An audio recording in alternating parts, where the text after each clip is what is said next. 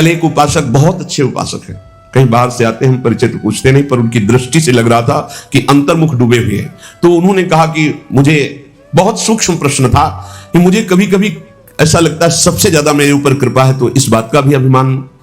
कभी कभी मुझे लगता है कि मैं बहुत दैन्य हूं, इस बात का अभिमान। कभी कभी मुझे लगता है कि मैं निरंतर भजन में डूबा रहता हूं, इस बात का अभिमान। क्या ये अभिमान? और आपके मुख से सुना है कि अभिमान होने पर भगवान की ऐसी प्रतिकूल लीला होती है, तो मुझे डर लगता है कहीं ऐसा ऑपरेशन ना हो जो मैं सह ना पाऊं। मुझे बहुत डर लगता है, हमका बना रहना चाहिए। अगर ये डर बना रहेगा तो अन्य कोई अभिमान, यद्यप उनके बहुत पवित्र अभिमान है, कोई निंदनीय अभिमान नहीं है, पवित्र है कि हम पर अपार कृपा भगवान की, हमारे अंदर बहुत दैन्यता है, हम निरंतर भजन में लगे रहते, बहुत पवित्र अभिमान पर है तो ना। अब ये जब तक है तब तक वो रो रहे थे, अश्रु प्रवाह हो रहा था। बहुत अच्छे साधक है, बहुत बड़ी कृपा है। तो हम कहा जाओ, जैसे पुण्य वर्णन करने से नष्ट हो जाते हैं, ऐसे आज आपने वर्णन कर दिया। अब आप अंदर से देखना जा करके कि अभिमान ढूंढने पर भी नहीं मिलेगा। आप देखना, इसको खुद आप देख लेना, क्योंकि हमारी लाडली जी के दरबार की एक अद्भुत महिमा है। आप अपनी कवि प्रस्तुत कीजिए, बस वो सुन रहे हैं, वो मुस्कुराहट मात्र से खत्म कर देंगी। तिनकी संगति रहत जाति कुल मद सब नंसई, संत सेवक सदा भजत जे श्री हरिवंश। तो हमारे ऊपर है तो की कृपा बरस रही है, पर अपने में कोई अच्छापन दिखाई दे, कोई अपने में गुण दिखाई दे, कोई अपने में भजन पद्धति जोर की दिखाई दे, तो अभिमान ना कर लेना, नहीं तो ऑपरेशन बहुत बहुत विचित्र होता है ठाकुर का ऑपरेशन। फिर वो ऐसी अपमान की लीला करेंगे कि शायद है कि अगर बहुत समय से भजन में लगा है तो टिका रहेगा नहीं, अश्रद्धा हो जाएगी। बहुत खतरनाक यंत्र हैं ठाकुर के ऑपरेशन करने के, बहुत। इसलिए अभिमान का परिचय कि मुझे अभिमान हो गया है, जब दूसरों को देखकर अपने में श्रेष्ठता का भाव आवे तो जान लेना अभिमान हो गया है। जब दूसरों में दोष दर्शन होने लगे तो अपने में गुणाभिमान हुए बिना दोष दर्शन नहीं होता। इसलिए यहां कह रहे भगवान की हेतु की कृपा हमारे ऊपर है, पर अपने में कोई अच्छापन दिखाई दे, अपने में कोई गुण दिखाई दे, अपने में कोई भजन भाव ज्यादा दिखाई दे, तो भगवान से प्रार्थना करते रहना कि प्रभु अभिमान ना होने पावे, नाथ बचा लो, ये अभिमान ना होने पावे। नहीं तो जहां अभिमान हुआ तो फिर प्रतिकूलता की लीला होगी, और प्रभु अच्छे अच्छे कांपते हैं उनकी प्रतिकूलता की लीला की। बड़ी प्रतिकूलता की विचित्र लीला है, वही साहवे तो सह जाए, नहीं तो बातें बनाना अलग बात है। बातें बनाना, जब वो लीला विहारी लीला करते तो सबसे पहली बात होती कि बुद्धि से बात खत्म हो जाती कि परीक्षा ले रहे हैं, बिल्कुल सत्य घटना लगती है, और सत्य लगने के कारण फिर वो जो ऑपरेशन तो बेहोश होके ही होता है ना, तो भगवान भी बेहोश कर देते हैं, होश ही नहीं रहता कि मेरी परीक्षा हो रही, और वो सत्य घटना सी लगती है, फिर उसमें फंस जाता है। तो भगवान फिर ऐसी स्थिति में जब डालते तब वो देखता है आसपास कोई नहीं और मेरे में कोई दम नहीं, तो जहां पुकारा हे हरि, अब हमारा केवल यहां से निस्तार आपके द्वारा ही होगा। तो बोल रहे हाँ ठीक है, ये हमने रचना इसीलिए रची थी कि इन इस कबों अभिमाना सुख हो वंचा कृपा निधाना। चलो फिर उठो, चलो भगवत मार्ग में दौड़ो आगे। तो अगर अभिमान आ जाएगा तो प्यारे फिर आपको एक बार लड़खड़ाना पड़ेगा, गिरना पड़ेगा। अपने में अच्छाई, भजनानंदी, त्याग या किसी भी तरह का गुण भाव दिखाई दे तो तत्काल भगवान से प्रार्थना करो, प्रभु देखो अभिमान आ रहा है, मुझे इससे बचा लो। सम्मान की चाह भगवत प्राप्ति में बहुत बाधक है, और ये बड़ी सूक्ष्मता से बड़े ऊंचे ऊंचे साधकों में भी रहती है। ये बहुत बहुत विचित्र बात है। सम्मान की चाह बड़े ऊंचे ऊंचे साधकों में रहती है। बड़ी कृपा हो जाए तो सम्मान का भाव नष्ट हो जाए, नहीं तो ये बहुत सूक्ष्म रहता है। यही है सम्मान रूपी जहर का नशा चढ़ रहा है, जहर चढ़ रहा है। ये भगवत प्राप्ति में बहुत बाधक है, और जब भगवत प्राप्त हो जाता है, इस कोटि का सम्मान मिलता है, तो उसको सब भगवान की लीला, वो इस पर कोई भी महत्व नहीं होता। चाहे कोई गाली दे तो बुरा नहीं, और कोई प्रणाम नमस्कार करके प्रशंसा करे तो कोई भला नहीं। वो एक अलौकिक स्थिति होती है। भगवान के नाम पर अपने व्यक्तित्व की पूजा कराना, यह भगवत प्राप्ति से विमुख कर देने वाली बहुत बड़ी कमजोरी है। इसलिए इसको पहचानो अपने अंदर, चाहे गृहस्थ हो चाहे विरक्त हो। जब हम भक्ति करते हैं तो हम कुछ विशिष्ट हैं, अपने व्यक्तित्व की पूजा कराने की भावना अंदर बैठ जाती है। उसमें अहम पूजा करवाना चाहता। पूजा का मतलब आरती से ही नहीं है, मतलब सम्मान देना, आओ आओ आओ, विशेष अधिकार, विशेष सम्मान, विशेष। ये कमजोरी बहुत जोर की होती है। ये कमजोरी भगवान की प्राप्ति नहीं होने देती है। वो इस कमजोरी को अपनी कमजोरी ना मानकर बड़ी ऊंचाई मानता है। हम आपसे प्रार्थना करते हैं, यदि कहीं भी सम्मान की प्रियता हो तो इसे भगवान के बल से हटा दो, नहीं तो ये विघ्नों का जाल फैला देगी। अपने लक्ष्य से ये आपको हटा देगी, अग्रसर होने में बाधा पहुंचा देगी, कठिनाइयां आ जाएंगी आपके मार्ग में जिसे आप नहीं हटा पाएंगे। इसलिए आपसे अनुरोध है कि यदि कहीं किसी के अंदर भजनानंदी सुनने का, अपने को बड़ा भगत है ऐसा सुनने का, मान सम्मान पाने का, तो इसका त्याग कर दो, बहुत जल्दी आनंद की प्राप्ति होगी। जब मनुष्य केवल संसार के अनुकूल भोग पदार्थों की प्राप्ति में भगवान की पूजा का फल मानता है तो बड़ी भारी चूक कर बैठता है। पहला सम्मान, अपनी पूजा करवाना, अहम की प्रतिष्ठा का निषेध। अब यहां कह रहे हैं कि जब कोई उपासक अपने जो चाहा वो हो गया, इसमें भगवान के भजन का, भगवान की पूजा का, भगवान की कृपा का फल देखता, मैं जो चाहता हूं हो जाता है, बोले भारी भूल हो रही है। ये भूल आपको भगवान से विमुख कर देगी।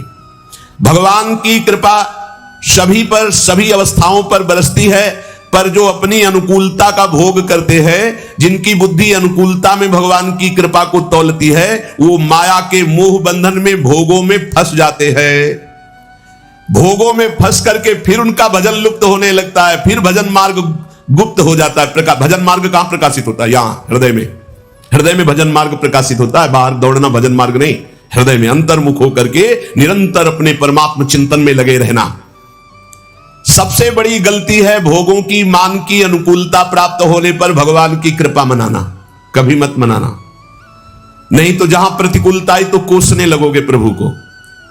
मनुष्य का भजन, भगवान नाम जप, शास्त्रों का स्वाध्याय, ठाकुर सेवा, इसका फल है भगवान में प्रीति हो जाना। इसका फल है दुख सुख लाभ हानि मान अपमान में समान स्थिति रहना। दुख सुख लाभ हानि मान अपमान में समान स्थिति रहना, यह भजन का फल है। पर जो उपासक मनमानी पूर्ण होने पर भगवान की पूजा भजन की सफलता मानता है, तो जहां भारी प्रतिकूलता हुई ना उसकी सोच उल्टी होने लगती है। ऐसे हमें अतरे दिन सुनने को मिलता है एकांतिक में, तो ये लिखा है, जो सुनने को मिल रहा है वही लिखा है। इतने दिन जल चढ़ाया, इतने दिन पूजा की, हमारे अमुक परिवार के सदस्य को भगवान मार दिए। क्या चला जाता उनका अगर वो ऐसा ना करते तो? जो पहले कृपा भगवान की थी वो नहीं रही। वो क्षोभ कर बैठेगा, वो भगवान के मंगल विधान में अन्याय मान लेगा, यहां तक कि फिर उसके हृदय में ऐसी नास्तिकता आ जाएगी कि बिल्कुल सत्य ऐसा ही है। कितने लोगों के भाव बिगड़ जाते हैं ऐसे, जो उनको सही सत्संग नहीं मिला, जो सही भजन में नहीं लगे, उनको ये कह करके वो भगवान के मार्ग से भ्रष्ट हो जाते हैं। इसलिए हमारी कामनाओं की पूर्ति हो तो भगवत कृपा, ये मानना छोड़ दो। मनुष्य को सफलता मिलती है शुभ कर्म से, और असफलता मिलती है अशुभ कर्म पाप से, और भजन से बल मिलता है सफलता असफलता में समान रहना। ये बात समझो, भजन का फल क्या है? भजन का फल सफलता नहीं है, जो चाहे वो मिल गया ऐसा नहीं है। भजन का फल है सुख दुखे समय कृत्वा लाभा लाभो जया जयो। जय और पराजय में, हानि और लाभ में, सुख और दुख में समान भाव रखना, यह भजन का फल है। सुख मिलना शुभ कर्म का फल है, दुख मिलना अशुभ कर्म का फल है, और सुख दुख में समान स्थिति रखना, यह भजन का फल है, यह भगवत कृपा का फल है। अपनी कर्म वृत्ति को अहंकार की प्रधानता देकर, मैंने ये कार्य किया, मैंने भोग लगाया, मैंने आरती की, मैंने भजन किया, मैं तीर्थ यात्रा में गया, मेरी कामना पूर्ण हो गई। अपनी बुद्धि, अपना बल, अपना भाव, अपना कला कौशल का घमंड अंदर रहता है। इसीलिए साधन करने पर, तीर्थ याटन करने पर, दान करने पर भी उसका जो फल है समता, वो नहीं आ पाती, वो ममता में ही फंसा रहता है। ये जैसे जैसे अहंकार बढ़ता जाता है वैसे वैसे साधना में विघ्न उपस्थित होता है। सफलता हो गई तो मैंने विजय प्राप्त की, ये जो थोड़ा साधन करने पर अपनी सफलता दिखाई दे तो रोना चाहिए। हमने जो सोचा वही हो गया, बहुत खतरा, खर्चा हो रहा है भजन तुम्हारा जो भगवत प्राप्ति के लिए। सफलता मैंने प्राप्त की, अपनी बुद्धि का बल, अपनी बुद्धि का कला कौशल घमंड, ये परमार्थ से भ्रष्ट कर देता है। तो भगवान को प्राप्त करने के लिए उपासक को चाहिए कि भगवान कामना आवे तो एक तो कामना ना करे, अगर आवे भी तो भगवान से ही बहे। वो कामना समर्पित करते हुए ये प्रार्थना करे कि प्रभु मंगल भवन, ये कामना आई है, यदि आपके भजन में सहायक हो तो पूर्ण कर देना, और भजन में यदि बाधा करने वाली हो तो कभी पूर्ण ना करना। जब भगवान, बहुत ध्यान से सुनना, किसी पर विशेष कृपा करते हैं तब सबसे पहले उसकी सुविधाओं का नाश कर देते हैं। विशिष्ट कृपा चाहिए, विशेष कृपा। कृपा तो है ये सब पे, दया भी है। विशिष्ट कृपा चाहिए तो कह रहे जिस पर कृपा करते हैं तो सबसे पहले उसके सब व्यवस्थाओं का नाश कर देते हैं। बहुत कठिन कृपा है। यही भगवान ने युधिष्ठिर जी से कहा, जिस पर मैं कृपा करता हूं उसका सर्वनाश कर देता हूं। चाहिए सर्वनाश? जो अपने सर्वस्व को मिटा देता है तो क्या है आपका? है क्या आपका? कुछ नहीं। मतलब आपके भ्रम का नाश का मतलब है सर्वनाश। आप समझ लीजिए, डरना नहीं। भगवान के भजन का मतलब विशिष्ट कृपा, विशिष्ट कृपा का मतलब है एकदम सर्वनाश कर दे। तो चक्रवर्ती सम्राट अम्बरीश जी थे महाभागवत, और दरिद्रता की हद थी सुदामा जी के यहां, तो सुदामा पूरी खड़ी कर दी। समझो यहां भगवान जिस पर कृपा करते हैं विशेष। क्यों? क्योंकि आपको सच्ची कहता हूं, ये पढ़े लिखे समझाने से समझ में नहीं आता। जब वो परिस्थिति पैदा करते तब समझ में आता है। जब परिस्थिति थी द्रौपदी की कि कोई भी सभा में नहीं खड़ा हुआ उसकी रक्षा करने के लिए, अपने में दम नहीं रह गई, तब पुकारा, हे श्री कृष्ण द्वारिका वासिन गोविंद। चीरावतार भगवान का वस्त्रावतार हो गया। गजेंद्र जब हार गया, सब छोड़कर चले गए, हजारों वर्ष लड़ता रहा, लगा कि अब, तब वो पुकारा हरि। ऐसे कुछ देहाभिमानी गजेंद्र ये है, मन, ये अहंकार, ये जब घेर करके, अब आप देखना, जिस पर विशिष्ट कृपा होती है उसका सब नाश कर देते हैं भगवान। कैसे? शरीर सब कुछ छोड़ करके भगवत मार्ग में चले तो शरीर तो स्वस्थ होना चाहिए। अब जो साधना थी, पद्मासन 6 घंटा 8 घंटा लगाकर भगवत चिंतन करना, भिक्षावृत्ति से जीना, अब किडनी फेल। जो ही सुना किडनी फेल तो जहां थे वहां से निकाल दिए गए। 1 पैसा पास नहीं। बलराम ब्रजवासी तो सुनने आते हो तो जान रहे हैं, 1 पैसा पास नहीं। आदेश हुआ 15 दिन में खाली कर दो। कुछ परिचय हमारा नहीं। जब तो 15 दिन के, हमका 15 मिनट, हम तो भगवत आश्रित है। रोड में राधा वल्लभ जी के सामने झोला लेके बैठे, हाँ मालिक अब बताओ कहां। बस इतनी प्रार्थना कि अब काशी वापस न जाना पड़े प्रभु, क्योंकि धाम के बिना हम जी नहीं सकते।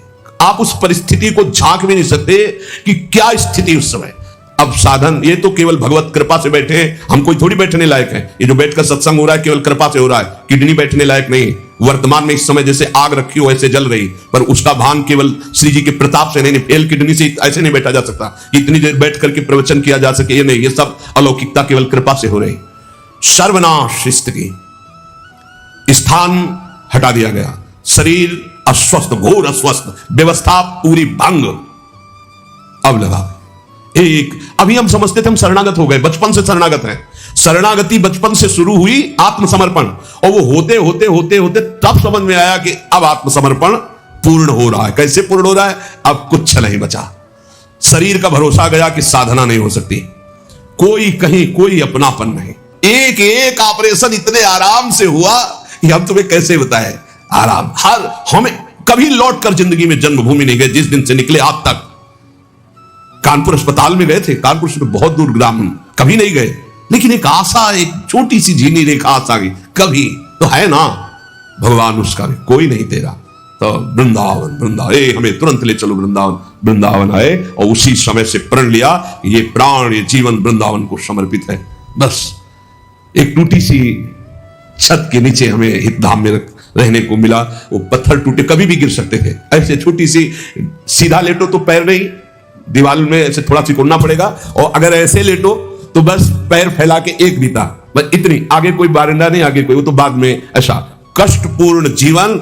अब वो आर्त भाव अंदर से जो प्रकट हुआ, हे प्रभु अब तो मैं किसी काम का नहीं, वहीं से बात बन गई। साधना तो सब चल, लेकिन जो शरणागति की बात आई, जो ठसक की बात आई, जिस ठसक में आप लोगों को हम कहते हैं भगवत प्राप्ति, ये जो हम बोलते हैं ना, ये केवल बोलते ही नहीं है। हाँ, ये बोलते ही नहीं है। बहुत बढ़िया मजबूत नौका मिल गई, खेवैया बहुत चतुर है, आज तक उस खेवैया की नाव में बैठने वाला कोई डूबा नहीं। श्री हरिवंश प्रताप नाम नौका, निज खेवक, भवसागर सुख तरत निकट, हरिवंश जो सेवक। यहां बहुत समझ के, जहां जहां हमारी आसक्ति है उसका राग नष्ट होगा, पक्का पक्का नष्ट होगा। जहां हमने सोचा कि ये मेरा है, वही मेरी प्रियाजू ने ऐसा ऑपरेशन किया कि पूरा गुणा लगा दिया और दिखाई दिया कि नहीं नहीं, ये भूल मत कर, तू किसी का नहीं, तेरा कोई नहीं। भगवान जिस पर विशिष्ट कृपा करते हैं उसके सब सुविधाओं का, ऐश्वर्य का, संबंधों का नाश कर देते हैं। एक बार वो तड़पता है, रोता है, दुखी होता है, जैसे ऑपरेशन, बस ये ऑपरेशन है, सीधे समर्पित हो जाओ। नहीं, अगर वो समर्पित करवाना चाहते ना तो बड़ा ऑपरेशन होगा। मेजर ऑपरेशन, छुटपुट ऑपरेशन नहीं होता, मेजर ऑपरेशन होता है। और इस ऑपरेशन के बाद जो स्वस्थता होती है वही आप देख रहे हो। जो ऑपरेशन हुआ ना, उसकी जो हमारी रोग निवृत्ति हुई, अहम की स्वस्थता जो देख रहे हो वही है। ये जो कुछ देख रहे हो ये वही स्वस्थता है। उसी ने निहाल कर दिया। शरणागति कमाने में बहुत घाटे में थे, और जब हो गए उनके तो पूरी प्रॉपर्टी के अधिकारी हो गए। कुंज महल की टहल सुख संपत्ति दंपति पाई है। ये दंपति रूपी संपत्ति, श्यामा श्याम हमारे कुंज महल की टहल सुख दंपति संपत्ति पाई है। जैसे रूप लाल हित प्रीति सो जो 84 गाय है। श्री प्रियालाल के गुण गायन, प्रियालाल के आश्रित, प्रियालाल के नाम जप, प्रियालाल की सेवा, अपार सुख मिल गया केवल शरणागति पुष्ट होने पर। ये कभी नहीं हो, न साधन का अहंकार का कोई गुंजाइश है। क्या साधना, मरा हुआ आदमी उससे जो करवा रहे। अब हम कह सकते हैं कि हम प्रवचन करते हैं, ये बोलने की क्षमता नहीं, प्रवचन क्या करते हैं? तो श्री जी करवा रहे, स्पष्ट हम देख रहे हैं। हाँ, वो वहां से बटन दबा रहे, बस हो रहा है, बस हो रहा है, बस ऐसा। सुनो, जिस पर विशिष्ट कृपा करता हूं उसका सर्वनाश कर देता हूं। कहीं कोई आश्रय न साधना करे गया, न व्यक्ति करे गया, न वस्तु करे गया। बड़ा विचित्र खेल होता है, बड़ा विचित्र खेल प्रभु का। एक बार वो घबराएगा, दुखी होगा, बहुत परेशान होगा, पर ऑपरेशन किए बिना छोड़ा नहीं जाएगा। हाथ पैर बांध दिए जाते हैं, फड़फड़ा लो केवल। कहां जाओगे अब, कहां जाओगे भाई? नहीं कोई, कहां जाओगे अब? करोगे क्या करोगे? कोई रास्ता नहीं है। एक ऐसा प्रभु फांसते हैं। भगवान से प्रार्थना करो कि फांस ले आपको, छुट्टा ना रहे आप, बड़ी कृपा हो जाएगी। ऐसा फांस लेते कि उनके सिवा कोई है ही नहीं, करे तो क्या करे, कोई है ही नहीं। कोई मतलब कोई रास्ते नहीं, जाओ तो जाओ कहां, जाओ तो जाओ कहां, कोई रास्ता ही नहीं है। बड़े कृपालु है, बड़े कृपालु है। ऐसा सब माया मोह का पर्दा फांस करके ऐसे। और सुनो, भगवान उसका अपमान करवाते हैं, भगवान उसका उपहास करवाते हैं। बहुत ध्यान से सुनना है, इसलिए कह रहा हूं कि प्रश्न होते हैं कि हमारा बहुत उपहास होता है। तिलक न लगाऊं क्या, कंठी न बांधूं क्या, चलेगा? क्योंकि लोग उपहास करते हैं। घर में ऐसा कहते हैं, सेवा न रखूं क्या? तो क्या समझते हो, भगवान के मार्ग में चलने के लिए जब एक संसार का पति वर्ण करती है तो ठसक से सुहाग भर के चलती है। वो किसी के उपहास को डरती है। तुम जगत के मालिक का सुहाग भरे हुए हो, ये तिलक, ये कंठी, तुम्हें शर्म आती है इस बात के लिए कि कोई तुम्हें भगत कहकर उपहास करेगा तो तुम कंठी तिलक उतार दोगे? कैसी निष्ठा है? भगवान अपमान करवाएंगे, भगवान उपहास करवाएंगे। क्यों? ये दवा है, दवा। इसके बिना ये भवरोग ठीक नहीं होगा। ये दवा मिलेगी, पहले से बता रहे, थोड़ी कड़वी दवा है, मिलेगी। और जिसको ना मिल रही हो तो अभी अस्पताल में भर्ती नहीं हुए हो, आप अपने को स्वस्थ मानते रहो, नाड़ी पकड़े जाएंगे, हर दोस्त सामने आ जाएंगे, फिर दवा शुरू होगी। क्योंकि एक कह रहे थे कि आप कहते हो भक्ति में बड़ी प्रतिकूलता आती, मेरे जीवन में तो कोई प्रतिकूलता नहीं, तो अभी वो भक्ति आई कहां है? ऐसा क्यों करते हैं? क्योंकि जहां जहां हमारा राग है उसका नाश होकर भगवत प्राप्ति के लिए जो जो हमें सद्गुण चाहिए वो श्री भगवान देते हैं। इसलिए कभी शिकायत मत करो। भगवान की जब कृपा होगी तब आपको लौकिक भोगों की तरफ बढ़ने में असफलता होगी। जो तुमको प्यार करते थे ठुकरा देंगे, जो तुम्हारा सहयोग करते थे वो बंद कर देंगे, जो तुम्हारा नमस्कार प्रणाम वो तुम्हारा तिरस्कार अपमान कर देंगे। तब आपका हृदय आसपास से टूट करके एकमात्र भगवान की तरफ जाए। अगर चिंतामणि ने धक्का देके ना निकलवाया होता तो बिल्व मंगल जी बिल्व मंगलाचार्य न बनते, पक्का। बड़े कृपालु भगवान है, बड़े कृपालु है। उनकी कृपा जब बाद में आपको समझ में आएगी तो आपको आनंद आ जाएगा। स्थिति एक बार ऐसी जीवन में जरूर आती है जब सर्व आश्रय टूट जाते हैं, केवल प्रभु का आश्रय। भगवान और धर्म, इन पर चलने वालों को कसौटी देनी होती है, वो महान दुखों से मुक्त होने के लिए। असंभव को भी संभव करने वाले तुम्हारे स्वामी तुम्हारे सामने जो अपमान और दुख भेज रहे हैं, इसका रहस्य है, इसमें छुपा हुआ रहस्य। इसलिए कड़ुआ बोल रहा है तुम्हारे सामने, क्यों बोल रहा है? क्योंकि भगवान उससे बुलवा रहे। तो क्यों सुनवा रहे? क्योंकि तुम्हारे अंदर इस कड़वी दवा की जरूरत है। प्यारे, प्रार्थना मान लो, विरोध मत करना, गाली पलट कर मत देना, बहुत जल्दी आपका हृदय निर्मल हो जाएगा। किसी की संसार में शक्ति है कि तुम जिसके सेवक हो तुम्हें कोई गाली दे सके, तुम्हारी तरफ कोई आंख उठा सके। अगर वो आंख उठा रहा है तो मेरे स्वामी ने उसको बोला है कि जाओ इसे आंख दिखाओ, इसको गाली दो। क्यों?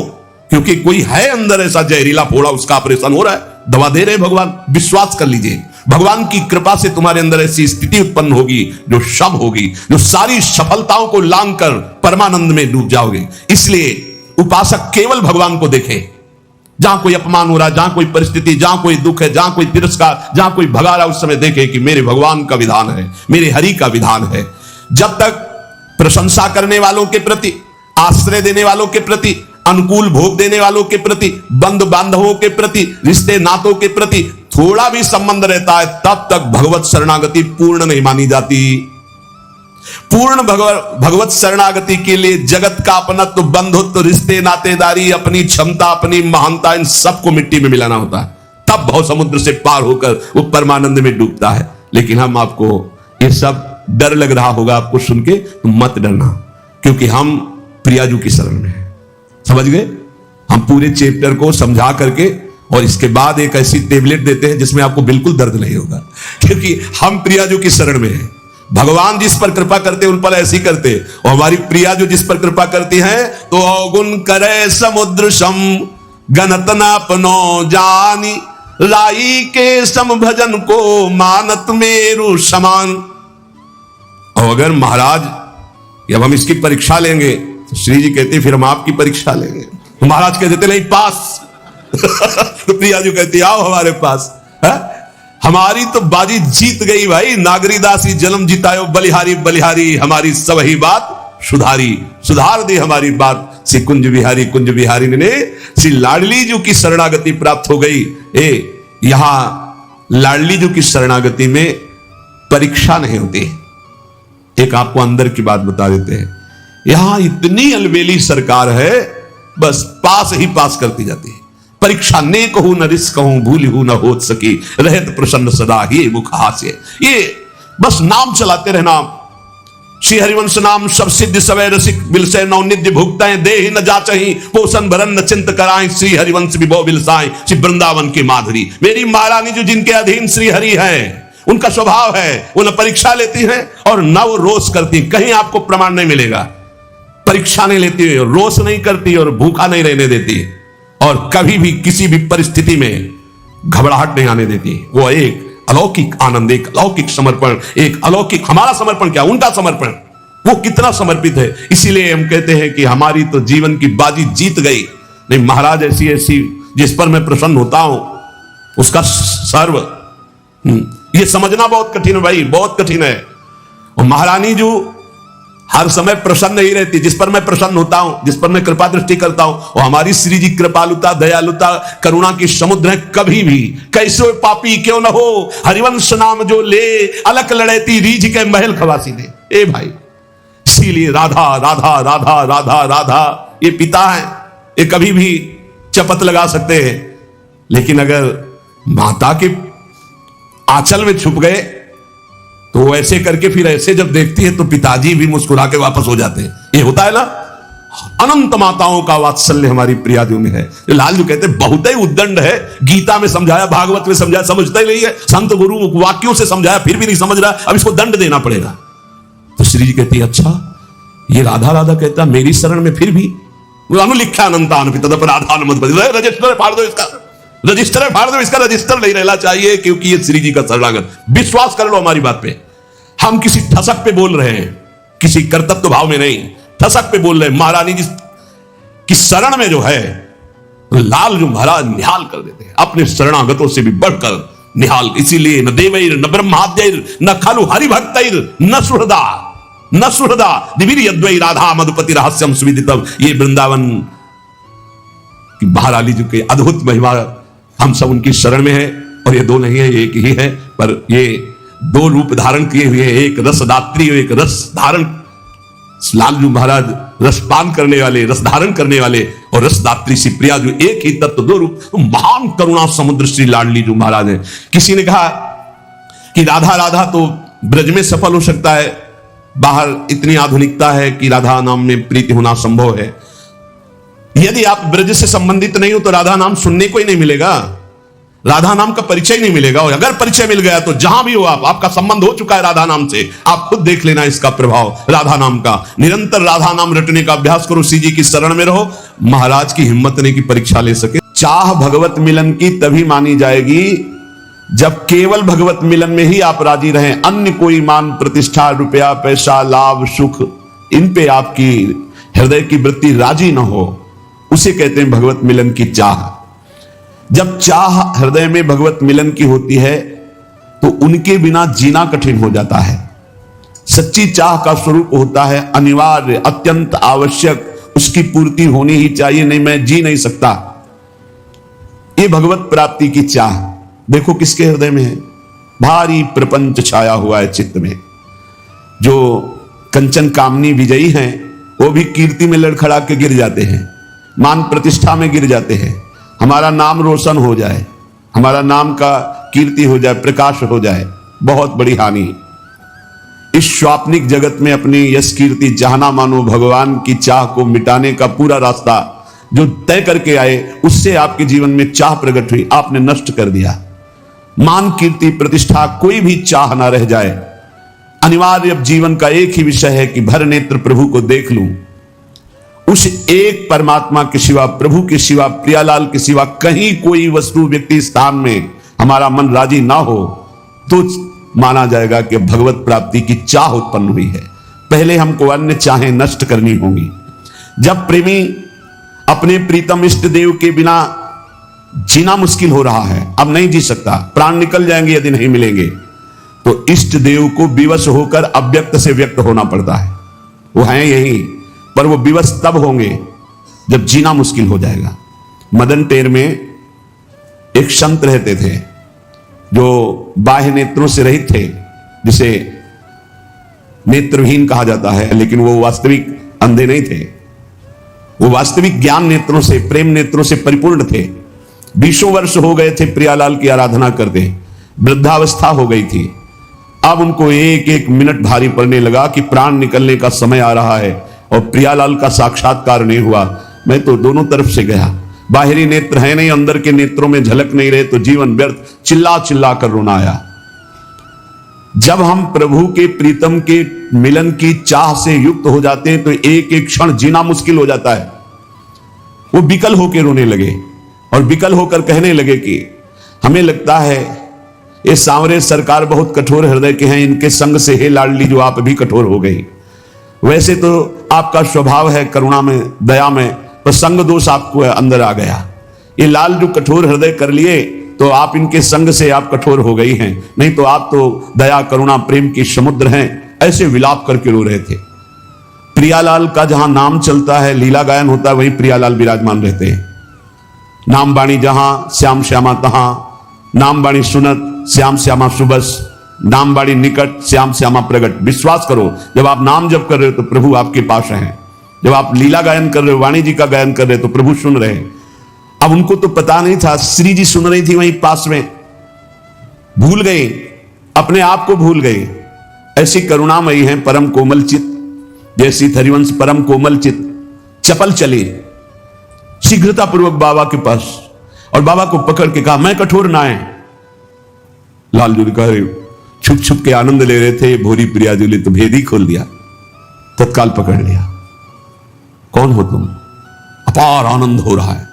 श्री जी ने कहा ये तुमने कैसे कह दिया बाबा कि लालजू के संग से मैं कठोर हो गई हूं? मैं कठोर ना है तो मैं कैसे जानूं कि आप हमारी स्वामिनी हो? मैं तो आंखों से अंधा हूं, आपको देख नहीं सकता। श्री जी ने कहा देखो ना, स्पर्श किया, दिव्य नेत्र प्रकाशित हो गए।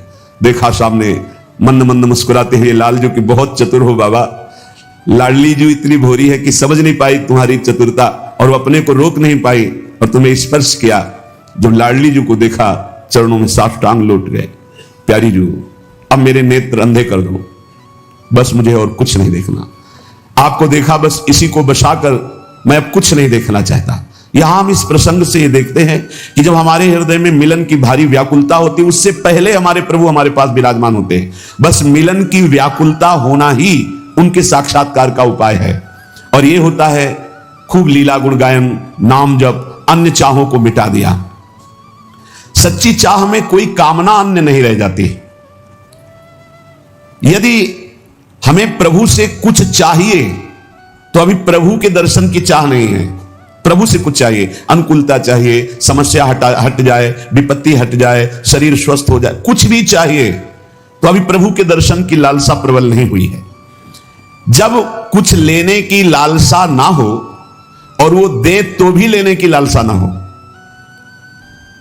हाँ, कैसे जैसे छोटा बालक रोने लगा। अब मां ने खिलौने भेजे, वो खिलौने में भी नहीं राजी हुआ, फिर भी रो रहा है।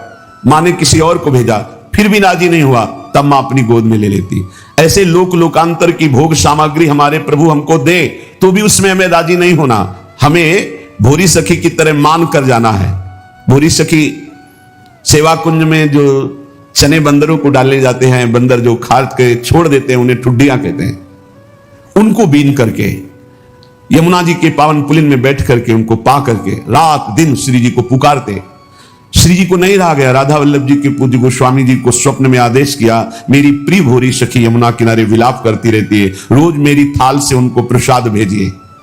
जब प्रसाद लेकर के गए और प्रसाद देखा तो खड़े हो गए श्री भोलानाथ जी। भोरी सखी माथे पे लगाया, जब वो चले गए तो रोने लगे कि आपको पता है कि मैं आपके लिए विकल हो रही हूं, आप हमें प्रसाद देकर संतुष्ट करना चाहती, किनका मुख में डाला और यमुना जी में प्रसाद को समर्पित कर दिया और कहा आप जानती हैं कि मैं आपके लिए विकल हो रहा हूं, बस मुझे आप चाहिए, आप चाहिए। हमें राजी कहीं नहीं होना। अपने को अपने इष्ट देव भी सुख सामग्री देकर अगर हमें राजी करना चाहे तो हमें राजी नहीं होना। हमें आप चाहिए, आपसे नहीं। हमारा लक्ष्य आप हैं, आपसे कुछ नहीं चाहिए। उपासना करने वाले को जो ऐसी भावना वाला होता है उसको बहुत जल्दी भगवत साक्षात्कार मिलता है। भगवत प्रेम की अपार वृद्धि होती है जब यह बात होती है कि आपसे भी कुछ नहीं चाहिए, आप चाहिए। दर्शनानंद का यथार्थ लाभ उसी को प्राप्त होता है जिसके अंदर यह विकलता होती है मिलन की। चाह को बढ़ाने का एक सरल उपाय और सफल उपाय है, पूज्य भाई जी श्री हनुमान प्रसाद पोद्दार जी कह रहे हैं, जब तक आप भोगों को अनित्य मान करके उनका त्याग नहीं करेंगे तब तक ये चाह बढ़ेगी नहीं। तत्काल सत्संग से प्रकट भी होगी तो दब जाएगी, वो प्रकाश नहीं कर पाएगी। चाह तो कहीं ना कहीं चिंगारी रूप में है ही, तभी तो आप रात्रि में चैन से सोते नहीं हैं, सत्संग के लिए भागते हैं, चाहे पानी गिरे, चाहे सर्दी हो, चाहे भीषण गर्मी हो, हर परिस्थिति में। तो ये चाह ही तो आपको सत्संग में ला रही है, ये चाह ही तो आपसे नाम जपवा रही है, ये चाह ही तो संसार के भोग रागों का त्याग कर रही है। पर अभी हमारी कहीं ना कहीं चाह में मिलावट है, अपने शरीर सुख की, अपनी इंद्रिय सुख की। जब हम संसार के समस्त भोगों को दुखदायक समझकर, नाशवान समझकर सारी इच्छाएं छोड़ देते हैं और कोई परलोक की कामना नहीं रखते, स्वर्ग जाएंगे, अप्सराएं मिलेंगी, अमुक अमुक अमुक ऐसा, इन भोगों का भी त्याग और निरंतर नाम जप और भगवत लीला गायन, ये दो बातें जीवन में बहुत जोर की बैठ जाए। सेवक शरण सदा रहे, अनंत नहीं विश्राम, बहुत जोर की बात है। कै बाणी हरिवंश की और कै हरिवंश नाम, समिट जाओ, दो जगह समिट जाओ। या तो बाणी चल रही, पद गुनगुना रहे हैं, और या नाम जप चल रहा है। और संसार के समस्त भोगों को अनित्य जानकर उनकी तरफ से उदास हो जाओ। नहीं भोगना, नहीं सुख है, चाहे जितना आप संसार के भोगों को एकत्रित कर लो, भोग लो, परिणाम में दुख, अशांति, चिंता, शोक, भय यही बना रहेगा।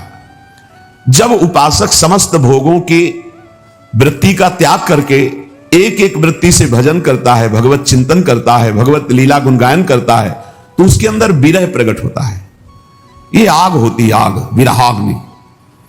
ये भगवत विरह एक ऐसी दुर्लभ स्थिति है जो किसी किसी महान सौभाग्यशाली को प्राप्त होती है।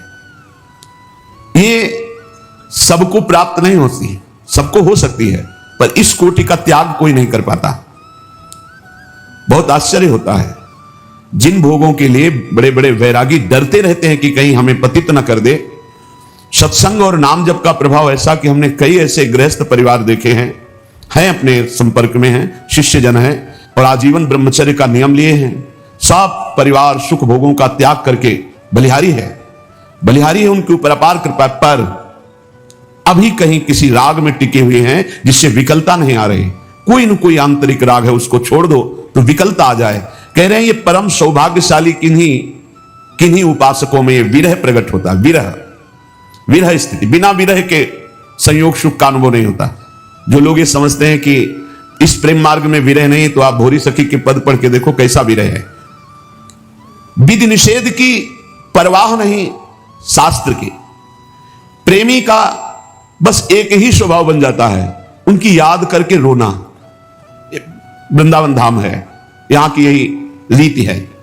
समस्त गोपीजन एक साथ बैठ जाती, भगवत चर्चा करती है और चीख चीख चिल्ला चिल्ला के रोती। कभी संयोग का अनुभव होता है श्री कृष्ण के, कभी वियोग का अनुभव होता है, पल पल में नवीन नवीन प्रेम का आनंद उत्पन्न। यही दशा देख करके तो उद्धव जैसे ज्ञानी वो धूल दूषित हो गया ज्ञान कि अभी हमको वो श्री कृष्ण का प्रेम प्राप्त नहीं हुआ जो इन महाभाग्यशाली गोपियों को प्राप्त है। ये विरह वेदना जब हृदय में प्रकट होती है, ये सारे कर्म संस्कारों को जलाकर राख कर देती है। जो भोग वासना के बीज जन्म जन्मांतर से पड़े हुए हैं, सब भस्म हो जाते हैं इस विरहाग्नि में। प्रीतम की स्मृति में अपार सुख और दुख दोनों का अनुभव होता है। इतना दुख होता है कि सारे पाप कर्म जन्म जन्मांतरों के सब भस्म हो जाते हैं, और इतना सुख होता है कि सारे शुभ भस्म हो जाते हैं। शुभ अशुभ भस्म हुए, भगवत साक्षात्कार हुआ। जब तक शुभ है तब तक भगवत साक्षात्कार नहीं होगा, अशुभ की तो बात जाने दो। शरण निरापक पद रमित सकल अशुभ शुभ नंस, देत सहज निश्चल भगत सुजय जय श्री हरिवंश। आचार्य हरिवंश चंद्रजू अपने शरणागतों के शुभ अशुभ दोनों का नाश करके अद्भुत नित्य विहार रस प्रदान करते हैं। बहुत ही सूक्ष्म विषय है। इतना भगवत मिलन के लिए रोना और विरह दुख आया, सारे अशुभ नष्ट हो गए। एकदम उनकी भावना में ऐसा डूबा पार सुख मिला कि सारे शुभ नष्ट हो गए। शुभ और अशुभ दोनों नष्ट हुए। दिव्य चिदानंद देह भाव से वो अपने आराध्य देव के समीप हो गया। प्रभु को बुलाना नहीं पड़ता। जैसे पराग आ जाए तो भौरों को बुलाना नहीं पड़ता, भौरे आ जाते हैं। ऐसे ही प्रभु को बुलाना नहीं पड़ता, प्रभु अपने आप प्रकाशित हो जाते हैं जब शुभ अशुभ का नाश हो जाता है। शुभ अशुभ दुर्ग विध्वंस बल तब जयति जयति जग उच्चरे। प्रीतम के लिए जब शरीर और प्राण तृणवत हो जाएं, तृण के समान अभी त्याग दें, वो भगवद आवेश में हर समय उपासक रहता है। जिसका शरीर और प्राणों से राग खत्म हो चुका है, मत चित्ता मदगत प्राणा, जो भगवत चित्त वाला भगवत प्राण वाला, ये वृंदावन के प्रेमियों की यही दशा रही है। वो अपने शरीर और प्राण को तृणवत त्याग चुके हैं, उनके अंदर विरहाग्नि जलती है। भगवत धाम, भगवत रूप, भगवत लीला, ये स्वयं उसके हृदय में प्रकाशित हो जाती है, जो प्रभु की विरहाग्नि में जलता है। युगायितम निमेषेण चक्षुषा प्रावृषायितम शून्यायितम जगत सर्वम गोविंद विरहेण में। ये महाप्रभु चैतन्य देव जी का वचन है। गोविंद के विरह में एक निमेष कहते पलक झपकने को, युगों के समान मुझे लग रहा है। युगायितम निमेषेण चक्षुषा प्रावृषायितम शून्यायितम जगत सर्वम गोविंद विरहेण में। एक पलक झपकने के समय में युगों के विरह का अनुभव हो रहा है महाप्रभु गौरांग देव को। ऐसा लग रहा है कितना लंबा समय हो गया हमने अपने प्राण प्यारे प्रभु को नहीं देखा। आंखों से अश्रुधारा बहती, बूंद नहीं अश्रुधारा। सारा जगत शून्यमय दिखाई दे रहा है, कोई प्रभु के सिवा कहीं कुछ नहीं, एकमात्र प्रभु, और वो दिखाई नहीं दे रहे, इसलिए भारी विरहाग्नि अश्रु प्रवाह। शून्यायितम जगत सर्वम गोविंद विरहेण में, गोविंद के विरह में सारा जगत शून्य लग रहा है। एक पलक झपकने का समय भी युगों के समान लंबा लग रहा है। इस भगवद विरह में इतना असीम सुख है कि ब्रह्मा को भी वो सुख नहीं है। जो ब्रह्म पद में विराजमान ब्रह्मा जी हैं, जो भगवद विरही को आनंद मिलता है, वो ब्रह्मा जी को नहीं। फिर मिलन का जो आनंद होता होगा उसकी बात क्या। जिस दुख के सुख की समानता ब्रह्मा जी के पद में नहीं है, ब्रह्म परमेष्टि पद में, फिर उस सुख की समानता कहां की जा सकती है जो अपने प्रीतम को निरखत नित्य विहार पुलकित तन रोमावली आनंद नैन सुधार, यह जो कृपा हरिवंश की। त्रपित न मानत नैन कुंज रंध्र अवलोकितन, यह सुख कहत बने न, यह जो कृपा हरिवंश की। विरही को जो परमात्म सुख प्राप्त होता है वो परमेष्ठि पद ब्रह्मा को भी नहीं प्राप्त है। ये प्रेम शून्य विषयी पुरुष इस बात को कैसे जान सकते हैं। वो अनुमान भी नहीं लगा सकते कि क्या चर्चा कर रहे हैं। विरही जलता है प्रभु के मिलन के लिए, पर उस जलन में महान शांति महान आनंद होता है। जलन में आनंद, महान शांति महान आनंद, एक आनंद की जलन होती है। जैसे ठंडा तो एक सीमा तक ठीक है, लेकिन बर्फ में लिटा दिया जाए तो लगता है ना दुखद। तो आनंद सहने की हमारे हृदय में एक क्षमता है। वो आनंद का सिंधु उमड़ पड़े तो मीरा जी बोल पड़ी, जो मैं ऐसा जानती प्रीति किए दुख होए। आनंद की अधिकता में बोल रही हैं तो नगर ढिंडोरा पीटती है जी प्रीत न करियो कोई। आप चलिए फिर इस मार्ग में आगे खुद अनुभव होगा। इस जलन को वो मिटाना नहीं चाहता, वो बढ़ाना चाहता है प्रेमी। मिलन की भारी उत्कंठा और विरह अश्रुओं से कपोल भींगे हुए मिलन की भारी उत्कंठा बलिहारी है ऐसे उस उपासक को जिसकी यह स्थिति है। हा प्राणनाथ, हा प्रीतम, हा युगल सरकार, इस तरह वो एकांत में कराह करके रो रहा है। ओहो कितना स्वादिष्ट है ये कराह शब्द। आर्त भाव से, वो तो जो जीवन में कभी ऐसा कुछ मिनट के लिए अवसर आया वही एक कराह शब्द को जानते हैं। पीड़ा में तो सब कराह रहे हैं, अपने मन के प्रतिकूल परिस्थिति में सब रो रहे हैं, लेकिन प्रभु के लिए कराह, हा किशोरी जो, हा लाडली जो, अब जिया नहीं जा रहा, ये बलिहारी है।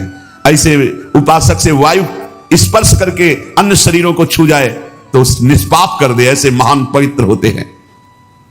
रोते रोते कराहते कराहते वो ये दृढ़ निश्चय कर लेता है कि अब चाहे जन्म जन्मांतर लग जाएं, पर आपसे मिले बिना कहीं राजी नहीं हो सकता।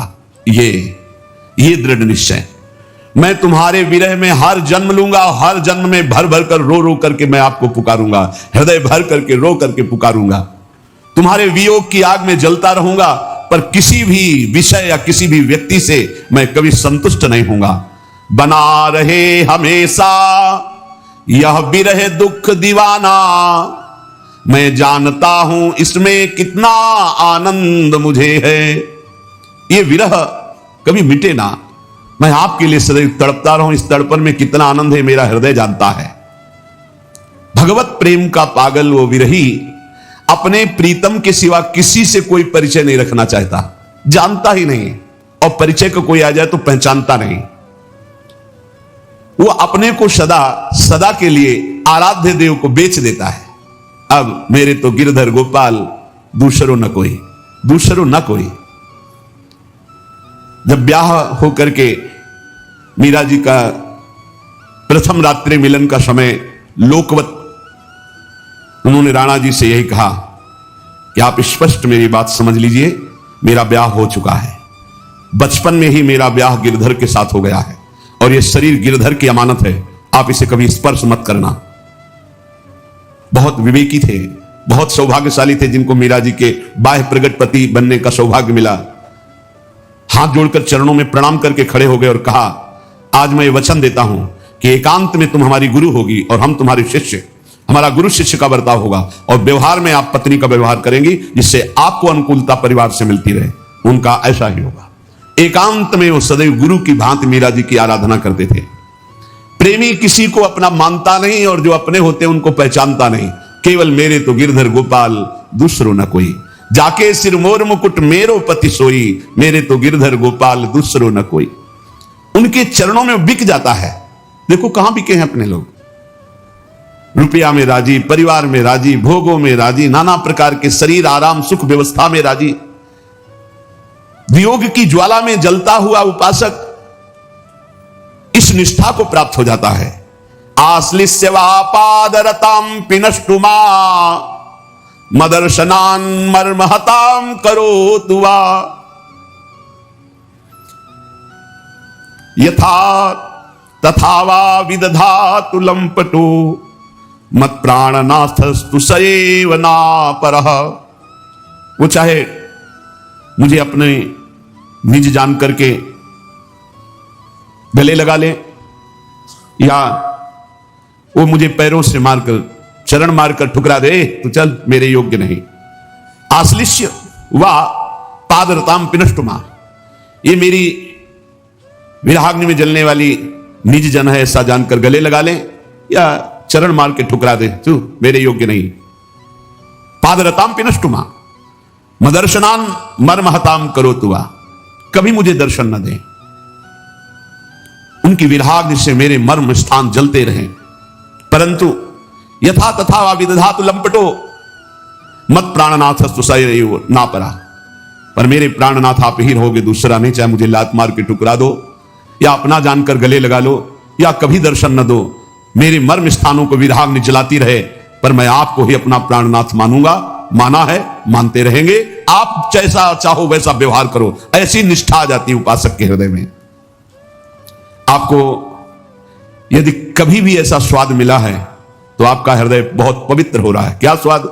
एकांत में बैठकर प्रभु की याद में रोना आया है। एकांत में, सभा में तो कभी कभी सात्विक भाव सभा में प्रकट होते हैं तो दो चार बूंद अश्रु निकल जाते हैं, लेकिन इनका कोई खास महत्व नहीं। महत्व है एकांत में आपको कोई देख नहीं रहा और फिर आप अपने प्रभु के याद में रो रहे हैं, वास्तविक हृदय से रो रहे, कोई देख नहीं रहा, पर्दा लगा हुआ, शांत, आप एकांत में, वो बहुत महिमाशाली बात है। जब तक ये तल्लीनता नहीं आती, अपने प्राण प्यारे आराध्य देव को छोड़ करके और कुछ सुहाई देता है, कैसे भक्त, कैसे प्रेमी, उत्साह उसके अंदर हो ही नहीं सकता किसी और वस्तु, व्यक्ति, स्थान के सानिध्य की, जिसे भगवत प्रेम की लालसा, भगवत चरणारविंद के आनंद की लालसा है। वो कोई किसी को देखे सुने तब कहीं मन हो, इच्छा उत्पन्न हो, उसका मन तो चला गया प्रीतम के पास, तो क्या देखे, क्या सुने, क्या इच्छा करे। पर जब तक ऐसी स्थिति नहीं है तो उस स्थिति के लाने के लिए अपने प्रभु आराध्य देव का एक क्षण भी विस्मरण न हो, यह नियम बनाओ। भजन का नियम, बहुत बड़ी वस्तु प्राप्त करने के लिए समय दे दिया प्रभु ने।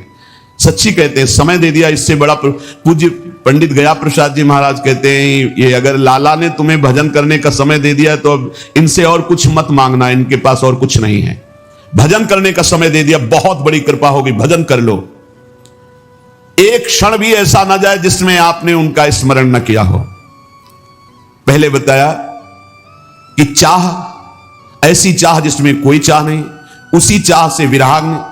फिर बताया विराग्नि प्रकट होती है तल्लीनता में। अब तल्लीनता कैसे आती है, तो बोले प्रीतम का एक पल के लिए भी विस्मरण हो, ये नियम बना लो। क्या जाता है, राधा राधा राधा राधा जपते हुए हर कार्य करो, जो भी क्रियाएं हो रही, भगवान नाम स्मरण, अंतर में वृत्ति फंसी रहनी चाहिए, छूटने न पावे नाम, तद विस्मरणेन परम व्याकुलते। अगर छूट गया तो व्याकुलता होनी चाहिए। भूल बर्दाश्त करते हो इसलिए नाम जब छूट जाता है। तुम्हें भूल में जलन नहीं होती कि कैसे भूल गया प्रभु को, कैसे मैंने नाम छोड़ दिया प्रभु का। तुम भूल को बर्दाश्त कर रहे हो, इसलिए नाम जब निरंतर नहीं चल रहा। नहीं, व्याकुलता पैदा हो जाए, अंदर जलन पैदा हो जाए, कैसे छूट गया नाम, तो नाम निरंतर चलने लगेगा। अपने प्रीतम के लिए आधा क्षण भी किसी और को नहीं देना। पूरा जीवन अब नाम कर दिया, तनुवांग मनोभीरमलई शुभम तो वासिता। ये शरीर, ये मन, ये वाणी, ये मैं, सब कुछ प्रभु के नाम कर दिया। आप दूसरे की गुंजाइश नहीं। इस चरम सीमा की वृंदावन की प्रेम रस की प्राप्ति के लिए आराध्य देव बाध्य होकर उसके समीप रहते हैं, बाध्य होकर। सुमिर पवन सुत पावन नामू, अपने बस करी राखे रामू। इस चौपाई को बहुत ही गहराई से चिंतन करो। अपने बस करी राखे रामू, परम स्वतंत्र भगवान को अधीन कर लिया। किसके बल से, सुमिरन के बल से। सुमिर पवन सुत पावन नामू, अपने बस करी राखे रामू। यदि निरंतर नाम जल चल रहा है, आधे पल के लिए भी प्रभु को नहीं भूल रहे, तो आराध्य देव बाध्य होकर आपके अधीन हो जाएंगे। ये शब्द बहुत बोलने में सरल निकल गया पर बहुत कठिन है। आराध्य देव बाध्य होकर आपके अधीन हो जाएंगे। और अधीन नहीं, ऐसे थिरक थिरक कर नृत्य करते हुए आनंद प्रदान करते हैं। ऐसी लीलाएं जो महासुख में निमग्न कर देती है। ये हम सत्य के आधार पर कह रहा हूं, पूज्य भाई जी कह रहे हैं, केवल कोरी भावुकता नहीं, अर्थात अनुभव युक्त कह रहा हूं। जैसे लिखा है वृंदावनम परित्यज्य पादमेकम न गच्छति, एक कदम भी वृंदावन से बाहर नहीं जाते, ऐसे एक कदम उससे दूर नहीं रह सकते जो हर पल प्रभु का सुमिरन करता है। प्रभु नित्य हैं, प्रभु सत्य हैं, प्रभु सर्वत्र हैं। तो तुम जहां सुमिरन कर रहे हो, नित्य सत्य सर्वत्र विराजमान परमात्मा वही है। ये बहुत आनंद का विषय। 24 घंटे तुम्हारे साथ प्रभु हैं, सहचर हैं तुम्हारे, सहचर साथ, जहां जाओगे वहीं वो विराजमान है। इसका कारण निरंतर सुमिरन।